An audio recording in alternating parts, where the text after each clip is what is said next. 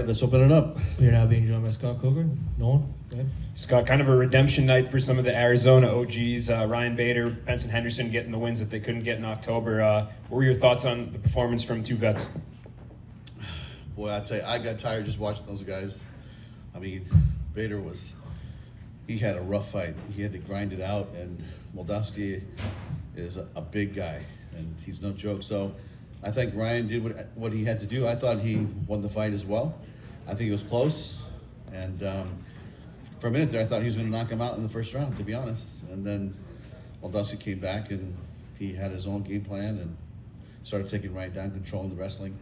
But it was a grind, and I'm so happy for Benson because, you know, there's been so many close decisions where it didn't work out for him that he finally got the decision. So I'm really happy for Benson. Both those decisions were pretty close, and people online seem to some people scored it the other way for both of them. How did you score the main event come in? Did you agree with those decisions? Oh yeah, I agree with the decisions because, you know, it's really just like a fraction of, you know, did this work or that work? It's too close. And I honestly, I was talking to one of the judges. I said I would not want to be a judge for either one of these fights. They could keep that job because I have no interest in doing it. But it's, you know, close fights. And like I said, look at Benson. Sometimes it doesn't go his way. And the decision, you know, where I thought maybe he would have won, he lost. And Ryan was, I think Ryan clearly won the fight by 1 point. And that's how they judged it. So that's how I saw it. After the fight, you guys announced Czech Congo, the rematch. So can you talk about the thought process behind rebooking that fight? And does that mean that Ryan Bader versus Fedor will not be Fedor's retirement fight? Yeah, so this is a fight that, you know, we've been putting together for a while. And, you know, they fought in San Jose a couple years ago. It was kind of a, you know, like I think it was an eye poke, or it was something that I think was not a very clear decision or winner. And so I'd go, let's just run it back. And we've been trying to put that fight on it for some time. And we had a date in Paris that we wanted to go in May. It's the week before the fight in London with MVP versus Amosov. So we put the fight together. We said whoever wins, Moldavsky or Bader, will fight Czech Congo. And, you know, Fedor did tell me before the fight, he said, if Ryan Bader wins, you know, I'd really like to fight him for the belt, you know. And I said, well, you know, Congo is going to fight him in Paris, and then we can see what happens. But, you know, May to July is not a lot of time. You know, we'll see what happens. But, you know, this is a very crazy business. You know, things change rapidly. It's a very fluid business. So let's see what happens. And after the fight, Benson came in here and talked to us, and he said that this was the last fight on his Bellator deal. Mm-hmm. Do you guys think that he'll come back? He seemed like he was on the fence. He wasn't really sure what his future holds. Yeah, you know, I had heard that he was thinking about retiring, and you know, it's really going to be up to him. But to me, he's already done it all. I mean, he's been fighting a long time, and he's been a great ambassador for the sport. If he decides to hang it up, I think he's done everything there is to do, and we would wish him well. But if he wants to fight, then we'll have a conversation. Scott, Henry Corrales was back here. He said he also fought out his contract and he was hoping to come back. Is that another guy you're going to have a conversation with as well? Yeah, absolutely. I mean, I think he's a talented fighter, and you know, we'll sit down with him and start talking about his next deal. Also, a couple big wins for some bright prospects on the prelims. Sullivan kicked off with a victory. Dalton got a big win. What did you make of their performances in there? Yeah, I think that you saw a lot of young talent that are on their way up, and Sullivan is one of the guys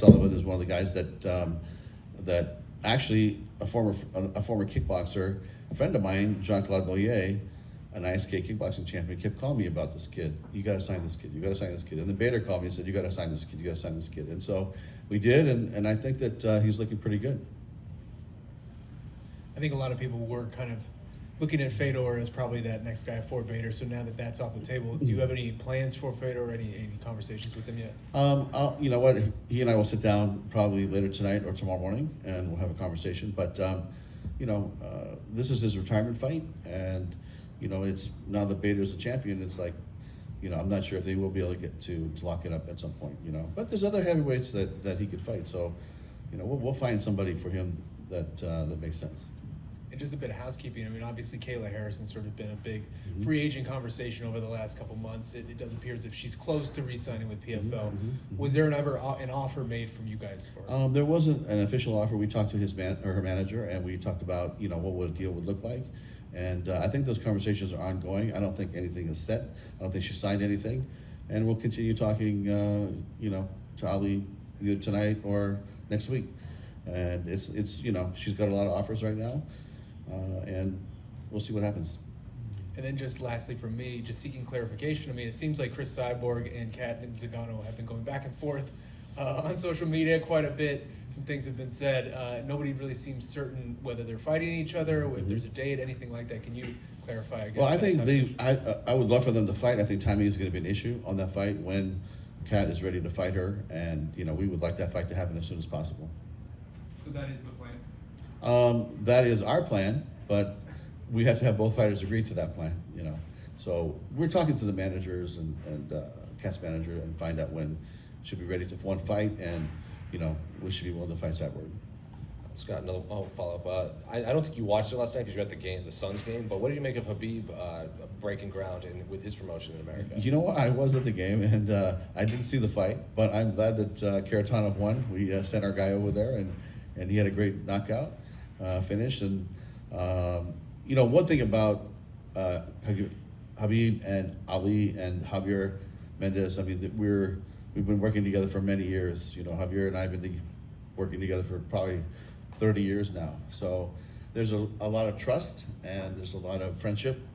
And Habib is a super honorable, martial artist, and we have a good relationship with them, and we'll support them when we can. I told them, I said, look, we have a business to run as well, but when we can support you, we will. And it's there's nothing off the table. Finally, is there any update on AJ McKee's next fight? I know he's at the top of your rankings, and I think fans are really excited to see him get back in there. Yeah, I mean, tonight there isn't, but I think in the next couple of weeks we'll have something set and ready to go. But we want to get him back into the cage as soon as possible. Okay, guys. Oh. Okay, sorry. Hey Scott, after putting together two great cards here in Arizona, 268 back in October and here tonight, do you think there's a chance that you guys maybe come back here by the end of 2022, or any chance you guys come back here anytime soon? Yeah, we would love to. I mean, I think myself, my whole staff, everybody loves this building and loves the community and loves the weather in the January, February, to have a 75 degrees. It's very, very comfortable, very much at home here. But we would like to come back maybe before the end of the year. Again, this is a very busy venue. They have a lot of teams going on in here. They have a lot of concerts, but we'll try to get something going. But Ryan's going to fight. We'll see what happens with Benderson, and we'll see what happens with Corrales. But I think we'll be back before the end of 22. And lastly, if Corrales does come back to Bellator, would you ever consider rebooking the Aiden Lee versus Corrales fight?